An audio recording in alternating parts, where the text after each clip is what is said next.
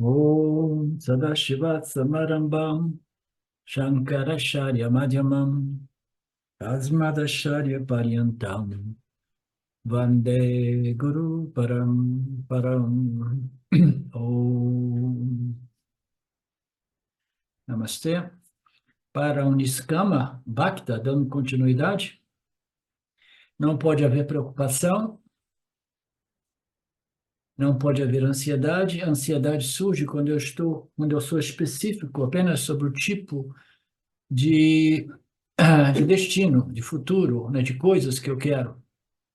Quando eu penso, né, que eu possa controlar o meu destino e obter o que eu quero e evitar o que eu não quero, então eu vou sofrer de quê? De preocupação, ansiedade, antecipação, né? É sempre ligado a tentar antecipar o futuro, evitando o que eu não quero ou atraindo o que eu quero. Então isso cria a doença do samsara, né? Não somente a preocupação, a antecipação, a ansiedade, expectativa, mas aí depois vem a frustração, porque a gente não consegue realmente controlar o nosso futuro, né? Portanto, quando eu estou vivendo esta ilusão de que eu possa controlar o meu futuro, eu fico sempre frustrado, né? Existe um choque entre o que eu quero e o que a vida me disponibiliza, né? E eu vivo sempre preocupado, ansioso, né, etc, etc. Para o Niskama Bhakta, isso não existe. O Niskama Bhakta, ele é fundamentalmente um grande karma yogi, né? Ele quer o crescimento espiritual e ele compreendeu que os resultados, né, dependem da lei do karma, que é uma lei que representa o Criador. Então, ele recebe qualquer que seja resultado como um presente, mas literalmente, mesmo que seja doloroso. Portanto, para o Niskama Bhakta, né, tudo que vier é bem-vindo. E, portanto, ó Arjuna, tudo que você faz, tudo que você come, tudo que você oferece, faça com oblação. Tudo que você dá em caridade, ofereça sabendo que oferece a mim. Qualquer austeridade você empreende, ofereça a mim. Dedique tudo em oferenda a mim. Temos que acrescentar o corolário, se todos esses são Ishwara, dedicações, eu dedico as minhas ações a Ishwara, né? Todas essas atividades, né? Estou dedicando ao Senhor. E os resultados são o quê? Ishwara Prasada, né? O presente do Senhor, né? Então, é o quê? Ishwara me dá presente de momento a momento, me deu o presente número um, que foi o meu nascimento num corpo humano, me deu um presente ainda maior, um corpo humano numa sociedade no qual a repressão e a supressão e perseguição religiosa não era tão grande, de tal modo que eu pude me tornar uma pessoa interessada na espiritualidade, na religiosidade, encontrar as escrituras e encontrar o Guru. Existe um presente maior do que esse? Então, tudo aquilo que Ishvara nos dá no início já é um presente. Mesmo que no início, se a gente tiver que lidar com muito papa karma, né? Como foi o meu caso, quando eu era uma criança e adolescente, mas ainda assim é uma oportunidade, sempre é uma oportunidade. Então eu recebo tudo como uma oportunidade, como um presente, literalmente como um presente, e eu dedico as minhas ações, porque quando a gente recebe um presente, a gente dá alguma coisa de volta, não é assim? Não é? Ah, mas eu não tenho dinheiro, né? A pessoa me convida para um jantar, não tenho dinheiro, não pude comprar nada, estou quebrado. Então, o que que eu faço? Eu pergunto, posso chegar antes para ajudar? E depois eu falo assim, não, deixa comigo que eu vou lavar toda a cozinha, né? Limpo tudo eu. Eu quero retribuir, quero dar alguma coisa. Por quê? Porque senão eu o quê? Eu sou um samsuga. Como é que se diz, Marcelo? Samsuga, né? Então, eu quero... Sanguessuga. Hã? Sanguessuga. Ah, sanguessuga, obrigado. Muito simples. Então, eu sou um sanguessuga, muito simples. É aquele que suga o sangue dos outros, né? Sucker, em inglês, né? Então, eu estou ali. Venha a mim, tudo a mim, mas de volta a você, Senhor, nada. Me dê tudo, eu exijo tudo, né? Eu demando tudo, mas eu não dou nada a você. Mas o que que eu posso dar, Senhor? A sua gratidão. Como assim? Observando as minhas leis e oferecendo as suas ações com aquele espírito de devoção, reverência e amor pelo Criador. E recebendo os resultados, quaisquer que sejam, como oportunidades, como praçada, né?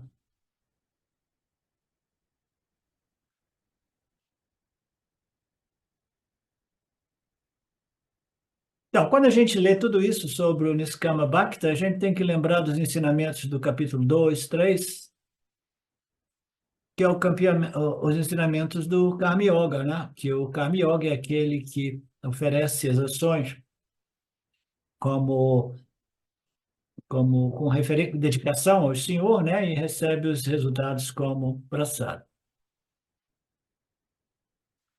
Aí ele nos faz lembrar do verso 2. Ó Arjuna, permanecendo no yoga, abandonando o apego e permanecendo mesmo no sucesso e no fracasso, realize suas ações, a equanimidade é chamada de yoga. Então, aqui ele usa o termo permanecendo no yoga. O yoga aqui pode ser interpretado como uma compreensão a respeito deste relacionamento, né, entre você e o Lord, representado pelo campo. Permaneça interagindo com o campo. Esta é a sua yoga. Você é um grihasta. Você é o general do seu exército. Permaneça ali, né? Interaja. Faça o seu swadharma.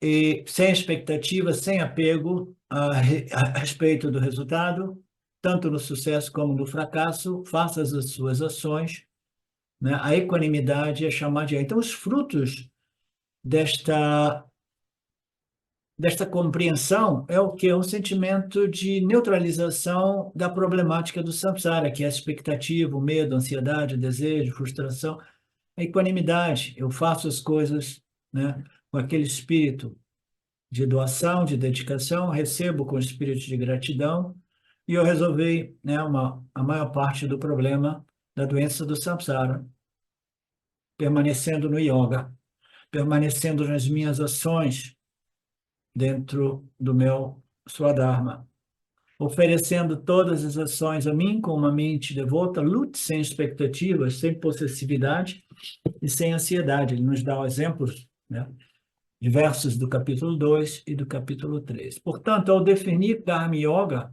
no segundo e terceiro capítulos, Krishna diz que Karma Yoga é Ishwara Arpana Bhavana, e prasada bhavana, aceitação como presente, dedicação das ações ao Senhor e aceitação dos resultados como prasada. Aqui Krishna diz que Niskama Karma Bhakti envolve a Ishvara também, né? Dedicação a Ishvara e recebimento dos resultados como oportunidades ou prasadas. Qual é a conclusão? Karma Yoga é idêntico a Niskama Bhakti. Karma Yoga e Niskama Bhakti são sinônimos, tá? Como se diz, palavras diferentes, né? Conceitos, palavras diferentes, mas por trás disso é sempre o mesmo conceito, o mesmo ensinamento. O Niskama Bhakti é um Karma Yoga, por quê? Porque ele é devoto do Senhor. O Niskama Bhakti tem um foco, tem uma ênfase ainda maior no Bhakti, né? Então, Niskama Bhakti, o Karma Yoga é aquele que apresenta, dedicando as suas ações ao campo, recebendo como prasada, e aqui a ênfase é na devoção, né? O Niskama é um que ama, que é dedicado a Deus, né? É devoto a Deus, e sem interesse pessoal. É só o ângulo é esse, né? Aqui é mais um ângulo mais devocional. Nós estamos falando sobre a importância, a glória da devoção, como Krishna dirá nos últimos dois versos aqui. Então, por que esses dois nomes diferentes? Do ponto de vista da ação, isso é chamado de Karma Yoga. Do ponto de vista da atitude, ele é chamado de Niskama Bhakti, né?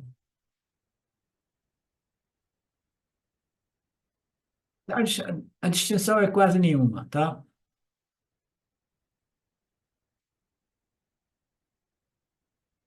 A distinção, se alguma, é que aqui a ênfase é maior na devoção, na atitude de devoção. Por isso ele diz a atitude devocional traz, então, esta expressão Niskama Bhakti. E essa atitude devocional é tanto na entrega das nossas ações como no recebimento dos resultados. E ambos, como Karta e como Bhokta, nós precisamos da atitude devocional. Aqui está a minha atitude, Senhor, e obrigado, Senhor, pelos resultados, né?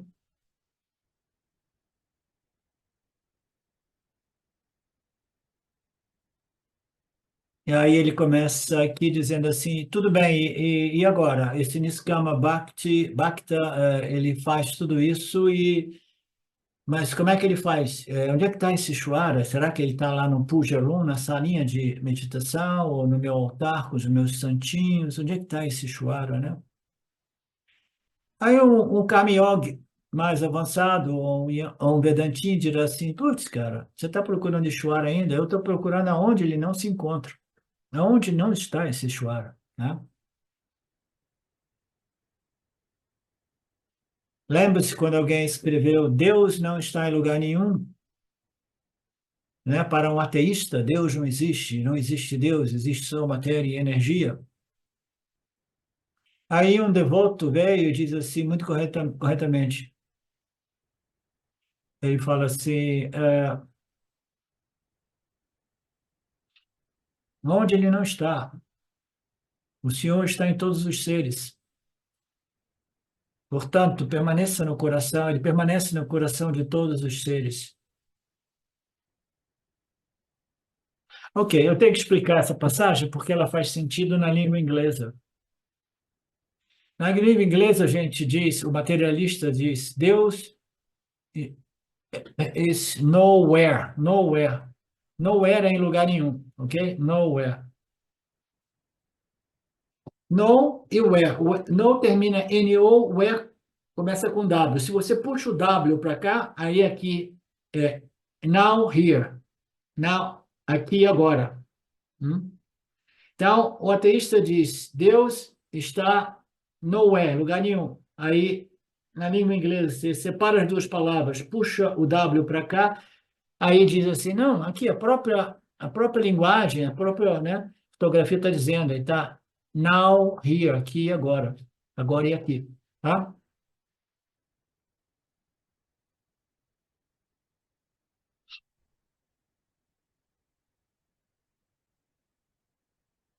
E para um Niskama Bhakti, para um Karma Yoga, você não precisa de um templo, ou de um puja, ou de um local específico. Você está tão livre de tudo isso, né? Livre dos rituais, não precisa de um santuário. Você pode carregar em seu coração essa lembrança de Deus durante o seu dia a dia. É a lembrança, é a emoção, a sensação, o sentimento que irá purificar e elevar o indivíduo.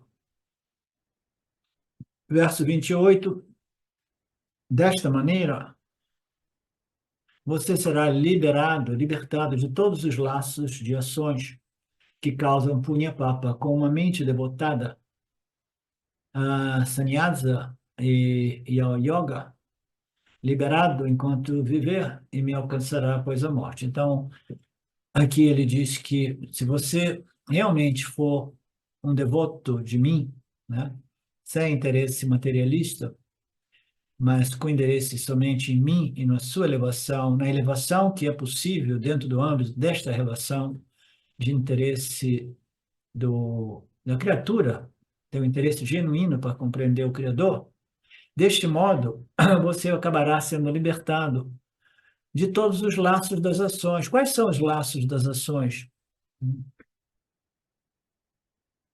As ações sempre produzem resultados, repercussões, né? Desdobramentos, né? Esses desdobramentos, eles podem ser ditos bons ou ruins. Ou deu encrenca, deu conflito, né?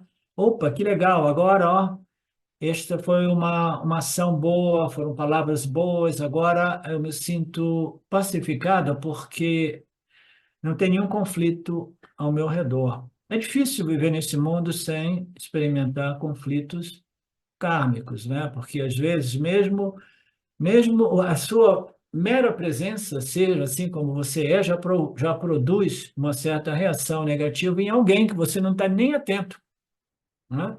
Você nem sabe, né? É por isso que eu digo de novo, eu dediquei o resto da minha vida para me relacionar somente com as minhas galinhas, meus peixes, meu cachorro e as minhas plantinhas. Porque você nunca sabe, de repente dá encrenca. Você precisa se libertar dos resultados dessas ações, dessas interações. Elas vão causar resultados bons ou menos bons. Punya Papa, como a mente devotada a sannyasa, né, a equanimidade total, e ao yoga, a ação apropriada, a ação dhármica, você será liberado enquanto vivo, você será um mukta, enquanto jiva, e me alcançará após a morte. Essa após a morte estava no texto mesmo, Marcelo, em inglês? Está no texto em inglês. Em outras traduções que eu vi, eles não fazem nenhum tipo de referência a isso. Mas no nosso tem, da trans... Tem. Quem fez a tradução colocou em inglês no verso mesmo. Tá. Então, aqui é uma promessa que você me alcançará depois da morte, mas a gente sabe que não tem nada para ser alcançado, porque Deus é todo pervasivo, Deus é minha própria natureza, e não existe distância entre eu e Deus, né? Não tem nada para transcender ou alcançar, né? Eu preciso simplesmente desenvolver esta sabedoria, este conhecimento a respeito da natureza de Deus e a natureza minha, do Jiva, como o Nirguna Atma, ambos. Então, este é o Niskama Bhakti, ou o Karma Yogi, né? Então, aqui o Krishna diz que todo karma, ou todo puja, toda ação, né, espiritual, ou toda ação mundana com o espírito do Karma Yogi, né, ele pode dar dois resultados bons e menos bons ou ruins. Punya Papa. E Punya Papa, ele pode ser desdobrado de dois modos, né? Se você é um niskama, ou você só produz crescimento espiritual, mas no nível mais é, físico, tangível, material, né? Ele pode produzir, às vezes, conflitos, né? Então, os resultados são sempre punya papa, né? E se você é uma pessoa, um sakama bhakti, o seu punya vai ser só material. Putz, material? Só material não basta, né? Eu quero algo que me dê uma alegria, mesmo quando eu perder aqueles bens materiais, porque os bens materiais vêm e vão, né? Então, o devoto maduro diz assim: só punha material? Não, eu estou pronto para ser um Niskama Bhakta, né? Por quê? Porque os ganhos materiais, eles vêm e vão, as pessoas vêm e vão, as coisas vêm e vão, esse corpo físico vem e vai, eu quero ganhar alguma coisa que é a minha elevação, o meu progresso espiritual, porque eu sei que aquilo permanece comigo, até mesmo após eu perder esse corpo, né? Então, o que é essa história de punha materialista, né? O Swami aborda um pouquinho disso. Punha materialista, a gente sabe, né? São simplesmente eu quero, dinheiro, né? Segurança, diversões, isso e aquilo. A minha mente está obcecada, focada. Eu quero tudo isso e eu invoco Deus, né? E eu jogo, eu faço esse jogo, né? Do mundo, né? Do meio ambiente, né? Trabalhando para obter o que eu quero, ações para obter resultados que me deem satisfação sensorial, mental, emocional, do ponto de vista materialista, né? Então, a minha associação com o Lorde me dá uma vantagem, mas isso causa somente punha material. Então, eu não vou nem mais falar sobre isso, né? Ele dá alguns exemplos aqui. E aí ele fala que você pode até obter punha material, mas um punha material ainda é diferente, porque no final desse verso ele diz: aqueles Sakama Bhaktis que quiserem me encontrar numa loca celestial, eles irão me encontrar após a morte, né? Então, esse punha celestial também é parte da materialização, materialismo espiritual, tá? Religioso. Ele pode ir para uma vaga, um céu, e obter punha, curtir, né, os deuses, né, que influenciam aquela loca. Portanto, ações irão produzir resultados. Se os resultados são positivos, eles podem ser espirituais ou materiais. Porque há um punha espiritual em nascer numa boa cultura, onde existe espaço para a espiritualidade. Você nasce num país onde não existe miséria, violência e opressão todo o tempo, né? Se você nasce num país mais rico, pode ser melhor, mas pode ser um problema também, porque a abundância, a riqueza é viciante muitas vezes, tá? Isso é uma faca de dois gumes, tá? Mas ainda assim você pode dizer, não, é um punha material. Eu estava tão carente de riqueza material que eu precisei disso, né? Eu nasci no hemisfério norte, num país muito rico, né? E eu desfrutei de muita riqueza material. Tudo bem, é um estágio no processo de evolução da alma individual e o indivíduo vai depois sair daqui com aquele gostinho amargo, porque toda a riqueza material serviu somente para provar que a coisa não é por aí.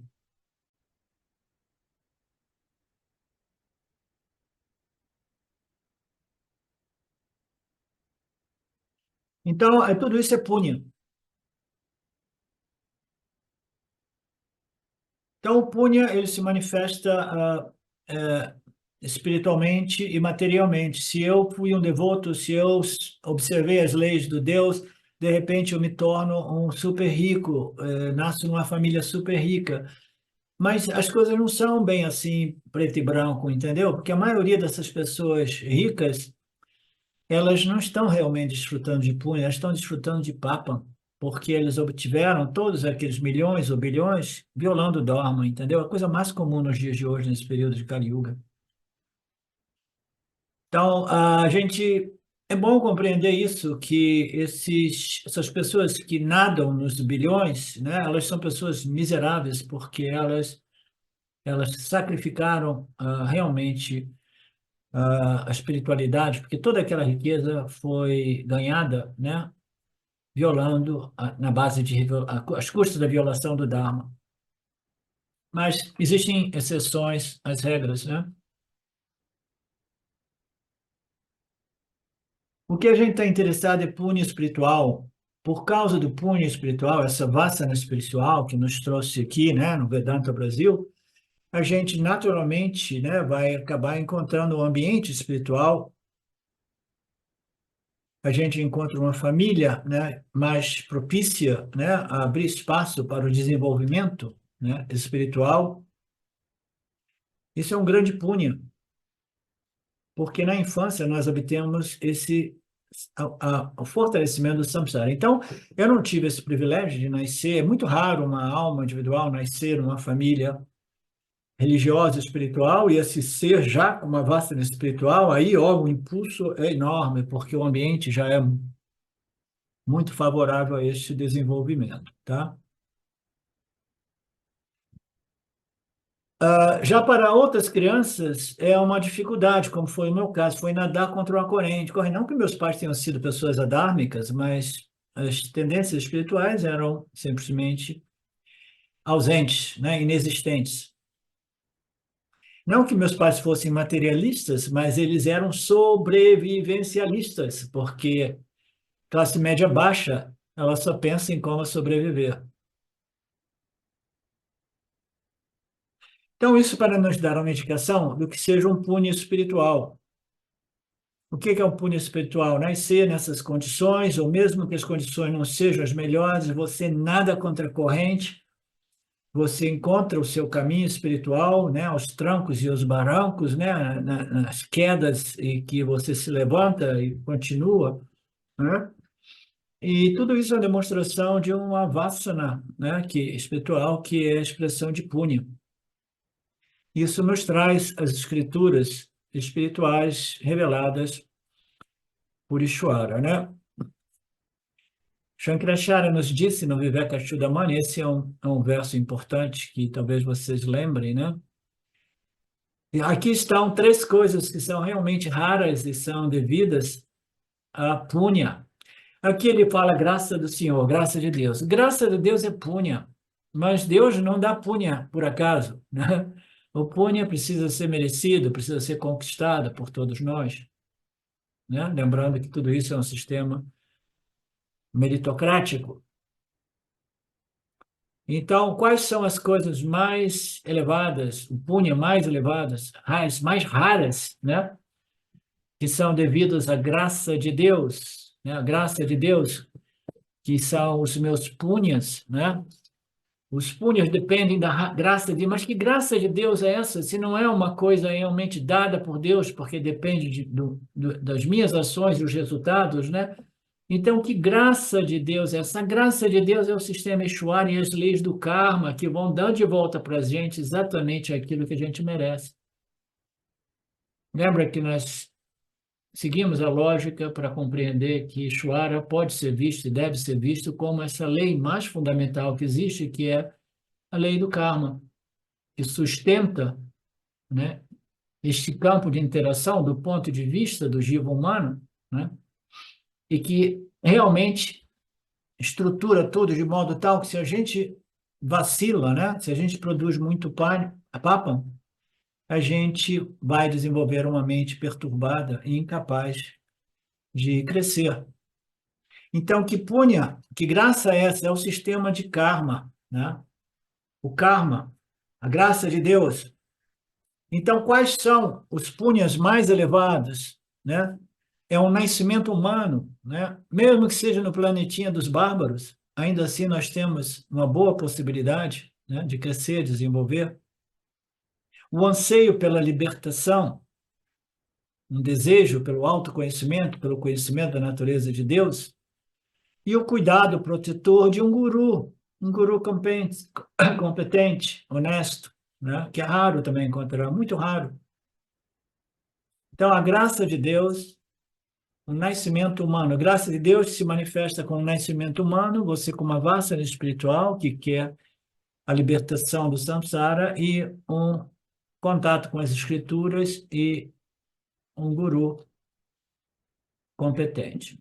Portanto, nascer um ser humano é devido a punya. Sentir desejo por moksha é um grande punya espiritual. Obter associação com um guru é um punya espiritual também. E cada um obtém o guru que ele merece, né?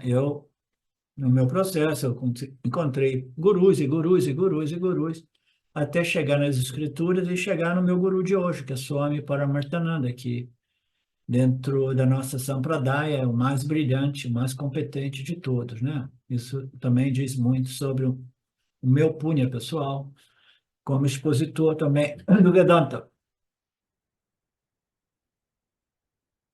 O puja, as suas ações, as suas esforços espirituais podem lhe dar qualquer coisa, as coisas materiais e coisas espirituais. O Niskama Bhakta converte todo o seu puja, todos os seus sadhanas em punha espiritual. Portanto, ele renuncia, ele não está interessado na materialidade, no punha material.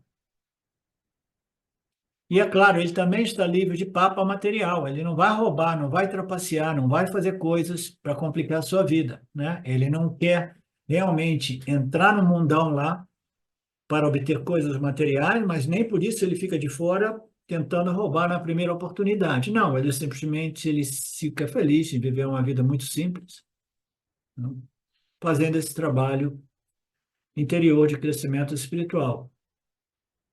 Então é dito que o Niskama Bhakta ele transcende tanto o Punya quanto o Papa.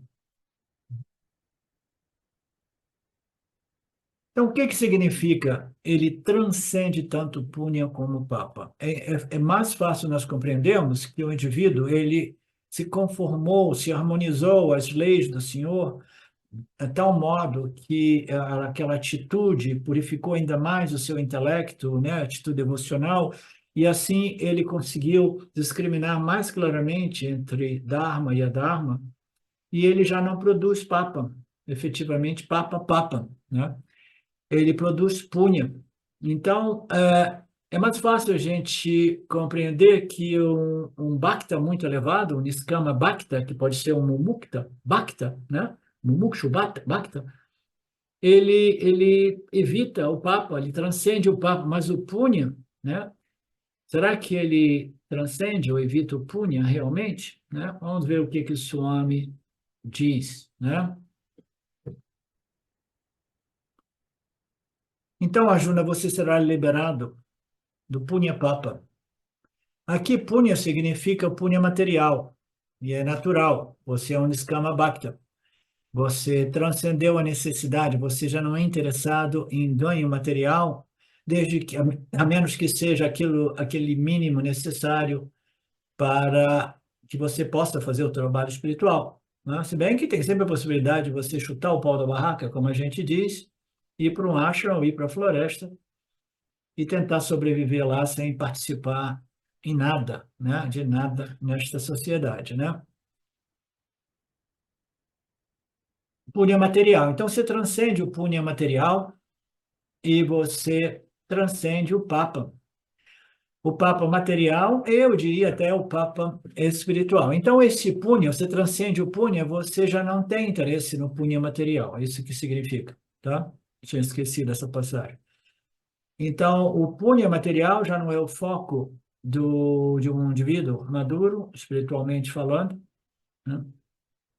Papa, ele evitou o Papa material e até mesmo o Papa espiritual, porque ele é um grande devoto.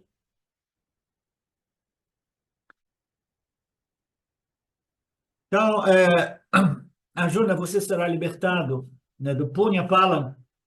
Aqui, Punya significa Punya material.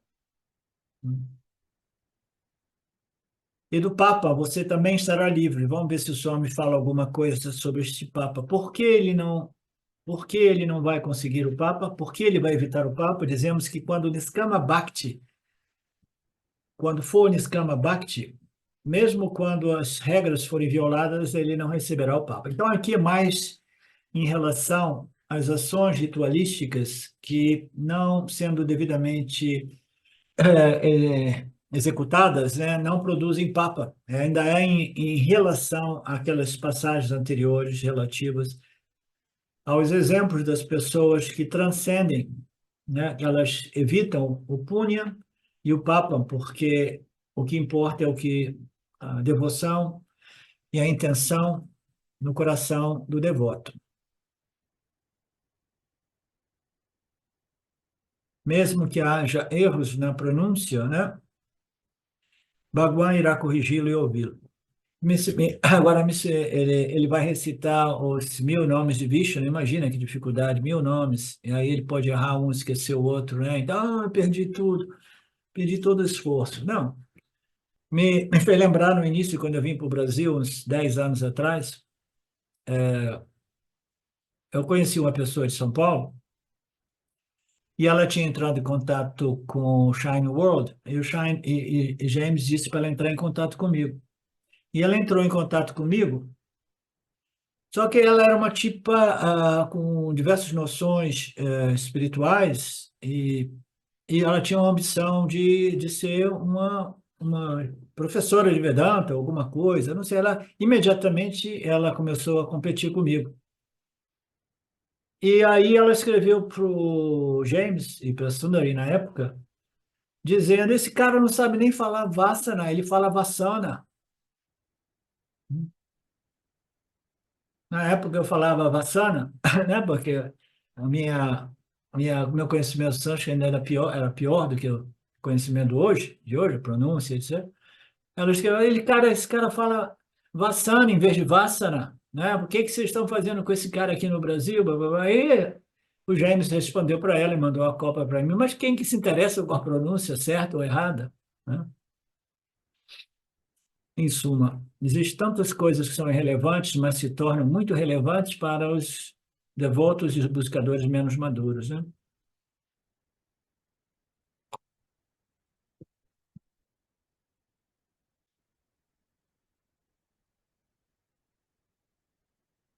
E ele transcende o puna materialista porque ele já perdeu o interesse. Então ele transcende punya papa, né? E o punya espiritual? Não. Punya espiritual é o motivo pelo qual ele está fazendo, ele se tornou um Karma Yogi ou um Niskama Bhakta.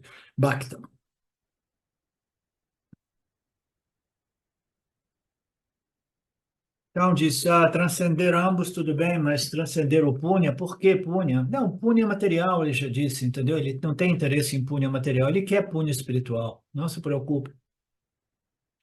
O autoconhecimento é o que vai transcender punha papa, efetivamente, definitivamente, né? Porque antes do autoconhecimento, devidamente internalizado, você quer punha e você quer evitar papa, é natural que seja assim. Punha mais elevado é o quê? É uma purificação profunda, uma preparação, um refinamento, etc.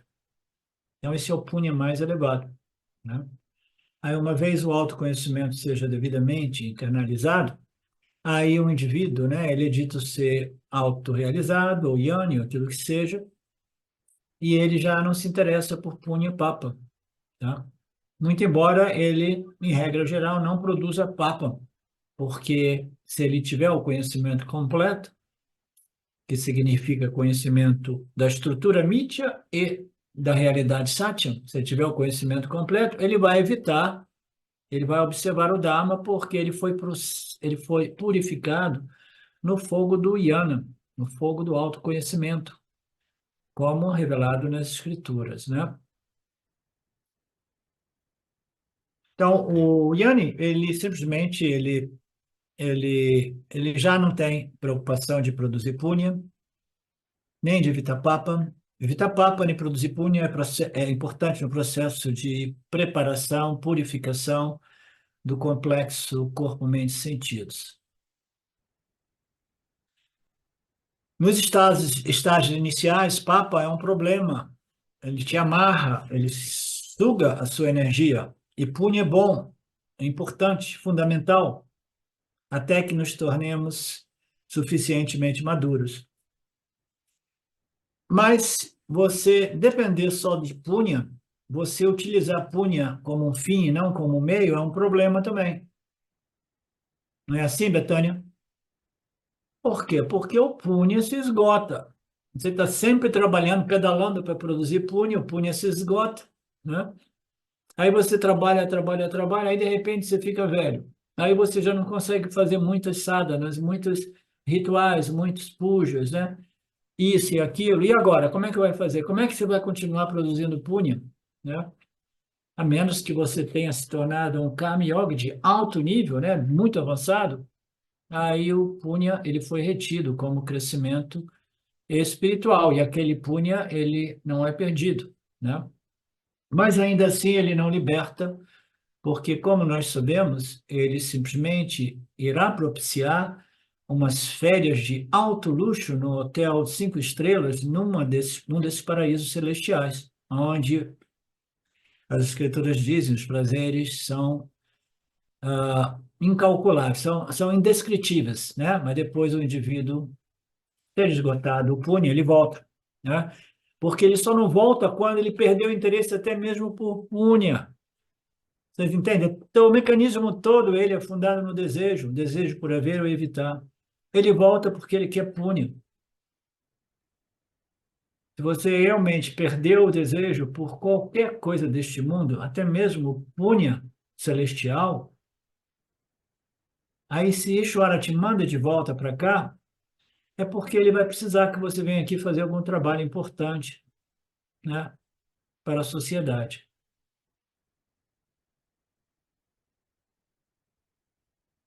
Portanto, nós do Vedanta dizemos que se a gente ficar preso no Punya, o Punya representa escravidão, porque o Punya vai manter você preso no ciclo do Samsara, que é Purnarapi Jananam, que é o renascimento. Purnarapi Jananam, que é o nascimento. Janama é nascimento, Purnarapi é renascimento, Purnarapi Janama é renascimento. Morte, vida, morte e renascimento. Este é o ciclo do samsara, visto do ponto de vista macrocosmo, ok? Por isso que os Upanishads, eles sempre dizem quando o vidente percebe a luz brilhante do Criador, o Senhor, o Atma, o Ser, o Purusha, o Isha, a fonte original de Brahma, como Brahman, então aquele sábio se livre do bem e do mal, tornando-se imaculado, alcança a suprema unidade, a unidade que nunca foi separada, né? Não existia separação, existia uma noção equivocada de separação, ela foi removida através da compreensão.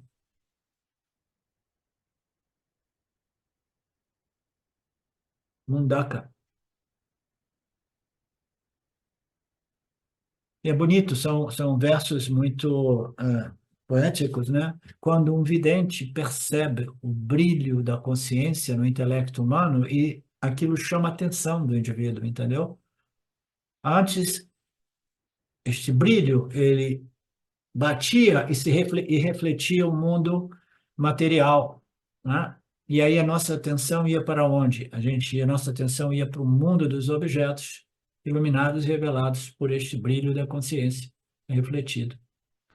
Mas como um vidente, quando uma pessoa sábia percebe que esse brilho vem do Criador, vem do Atma, a fonte original da consciência humana, né? Então este indivíduo conhece a sua real natureza e ele se torna um sábio, aquele que sabe o que é a real natureza do Jiva, de Ishvara e de Jagata. Assim ele se livra das ações para produzir Punya Papa. Ele alcança a suprema unidade. Lindo, né?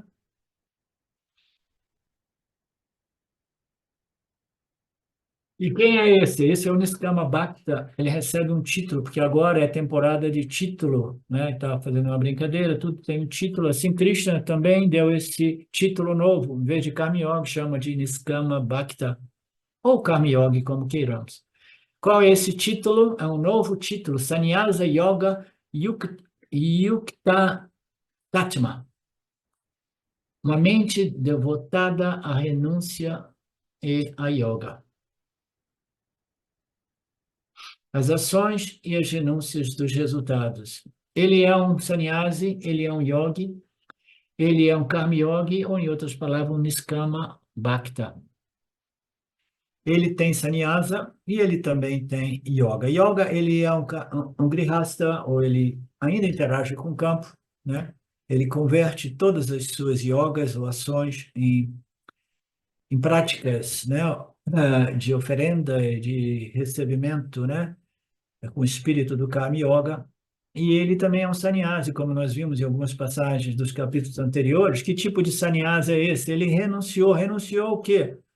Para início de conversa, ele renunciou o desejo por coisas materiais e, ainda mais fundamentalmente, ele renunciou às expectativas a respeito do seu futuro. A confiança é tal que ele deixa tudo isso por conta da graça de Ishvara, que é o sistema kármico. Ele sabe que é desenhado a perfeição para nos facilitar determinadas compreensões. Sannyasa significa renúncia, aquele que renunciou. Karma Yoga é associado à renúncia. Como isso é possível, né? Ele está fazendo tantas ações, interagindo com o campo. Ele renunciou o desejo pelas coisas materiais. Ele renunciou à expectativa a respeito dos resultados. Então, ele se torna, né, visto de um outro ângulo, também um renunciante. Renunciante significa sannyasi. Que tipo de sannyasi? Um grihasta sannyasi, um sannyasi que interage com o mundo, não um sannyasi que vive no acha estudando as escrituras e meditando somente. Tá? Sannyasi é aquele que renunciou a este mundo físico material, renunciou à crença equivocada de que ele pode controlar a experiência e haver coisas e até mesmo, né, a iluminação quando ele quer, quando ele não quer. Sannyasi não significa um vestimento de cor ocre, mas é uma atitude interior. O Senhor disse: aquele que executa a ação a ser realizada sem esperar, sem expectativa da respeito da ação, é um verdadeiro sannyasi. Ele renunciou à expectativa. Ele não é um renunciante simplesmente de rituais. Porque ele está apontando isso para o fato de quando você se torna um sannyasi tradicional, você vai para o ashram, aquilo ali é um ashram de sannyasi, né? É um outro estágio na vida dentro do contexto da sociedade védica, e ali você tem que abandonar tudo, inclusive as ações que você fazia antes de puja, todos os rituais, todas as cerimônias, você abandona tudo, você não pode fazer mais nada, a única coisa que você faz é estudar as escrituras para obter o autoconhecimento, né? Então, a mente precisa estar extremamente preparada, senão é um desastre. E o Swami Paramarthananda, aqui e ali, de vez em quando, né? Dá tempo que eu não ouço aqueles vídeos que ele contava essas fofocas, que pessoas que estavam ali se arrependiam e, no final das contas, né, brigavam porque eles queriam fazer coisas lá dentro.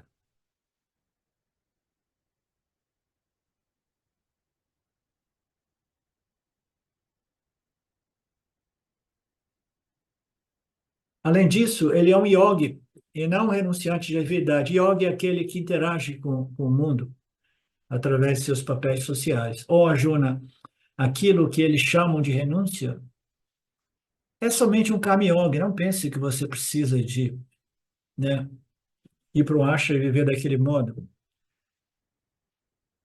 Renúncia é idêntico a um karma yoga realmente, né, crescido, desenvolvido.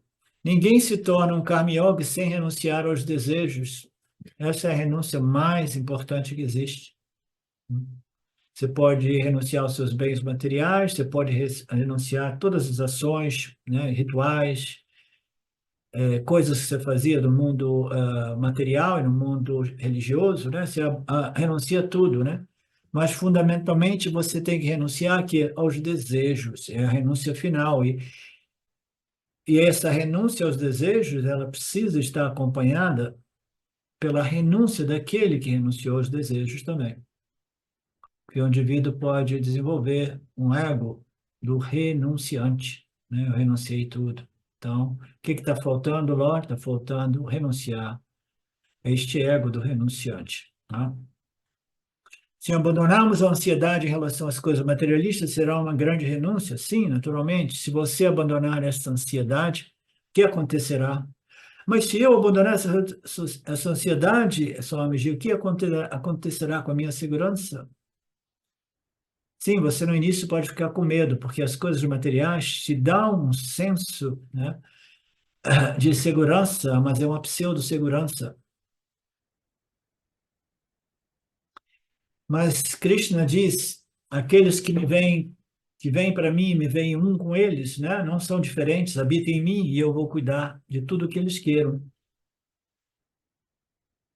E eles terão a força para abandonar a obsessão por coisas materiais, a obsessão por coisas materiais que envolve outras pessoas, a obsessão por me apoiar em pessoas, coisas, situações, circunstâncias, eventos.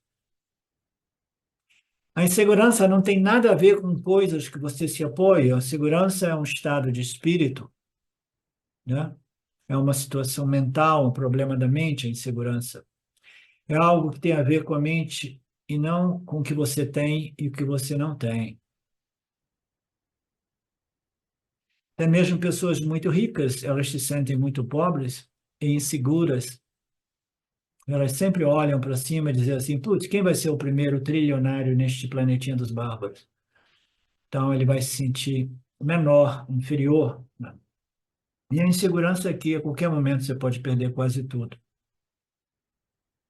Ou pode ser assassinado porque, né, sendo um violador do Dharma, como quase todos esses bilionários são, né, violadores, né, ao extremo.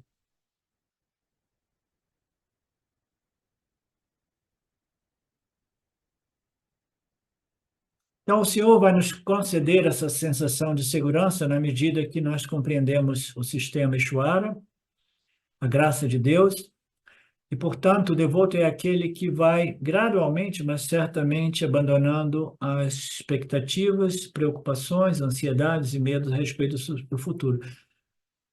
Eu acho que vocês compreendem isso, né? Ele é tipo que, ele é quase que um sannyasi, né? Você não se preocupa mais com o futuro, né? Vocês estão estudando, né, Vedanta comigo já há muitos anos, vocês devem observar isso, né? Aquela preocupação, quase todo o medo nosso é a respeito do futuro. Isso vai se dissolvendo através da compreensão mesmo. A compreensão de que não existe segurança real, absoluta, né? As seguranças relativas, elas são pseudo-seguranças. Segurança é um estado mental, um estado de espírito, é uma mente bem resolvida através de determinadas compreensões espirituais que são disponibilizadas pela escritura e pelo guru.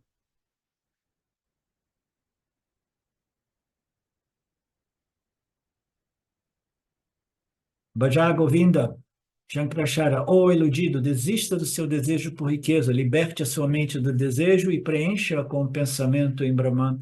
Fique feliz com tudo que você obtém como resultado de ações passadas. Tudo isso é a graça do Senhor. Então a gente para aqui, né, e a gente dá continuidade neste tema, devoção, na semana que vem. É um tema bonito, um tema que eu gosto, né? Eu sempre tive esta tendência sentimental, devocional, portanto, eu curto expor esses ensinamentos em torno ao Bhakti. Alguma questão? Alguma reclamação? Om Purnamada Purnamidam Purnamudachyate Purnasya Purnamadaya Purnamevavashishate Om Shanti Shanti Shanti Om Namastê.